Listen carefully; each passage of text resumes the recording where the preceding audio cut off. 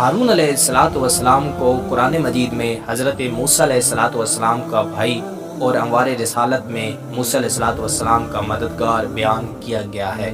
جب حضرت موسیٰ علیہ السلام نے دعا کی کہ اے اللہ میرے بھائی ہارون کو میرا وزیر مقرر فرما، خدا تعالی نے حضرت موسیٰ علیہ السلام کی دعا قبول فرمائی اور حضرت ہارون علیہ السلام کو بھی نبوت ملی۔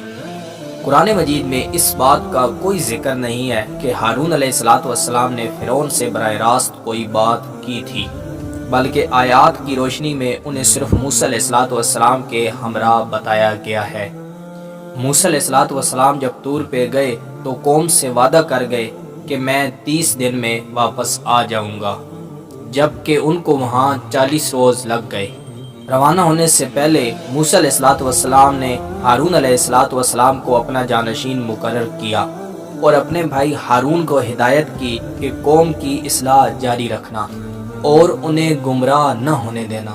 جب 30 روز گزر گئے تو سامری نے قوم سے سونا لے کر ایک بچھڑا بنا دیا اور قوم سے اس کی عبادت کرنے کو کہا۔ ہارون علیہ السلام کی تمام تر کوشش کے بعد بھی قوم نے شرک شروع کر دیا۔ اسی دوران خدا نے موسیٰ علیہ السلام کو اطلاع دی کہ سامری نے تیری قوم کو گمراہ کر دیا۔ موسیٰ علیہ السلام واپس آئے، ہارون علیہ السلام کے پاس پہنچے اور انہیں داڑھی اور بالوں سے کھینچا اور وہ اپنی صفائی دیتے رہے۔ موسیٰ علیہ السلام ہارون علیہ السلام سے جھگڑنے لگے اور ہارون علیہ السلام صفائی دیتے رہے۔ پھر موسیٰ علیہ السلام نے اپنے اور اپنے بھائی ہارون علیہ السلام کے لیے خدا سے معافی مانگی اور خدا تعالی نے شرک کرنے والوں پر عذاب نازل کرنے کا وعدہ کیا۔ میں امید کرتا ہوں کہ آپ کو یہ ویڈیو بہت پسند آئی ہوگی۔ مزید ایسی ویڈیو دیکھنے کے لیے ہمارے چینل کا وزٹ کریں، دوستوں کے ساتھ شیئر کریں۔ ملتے ہیں اگلی ویڈیو میں۔ اللہ حافظ۔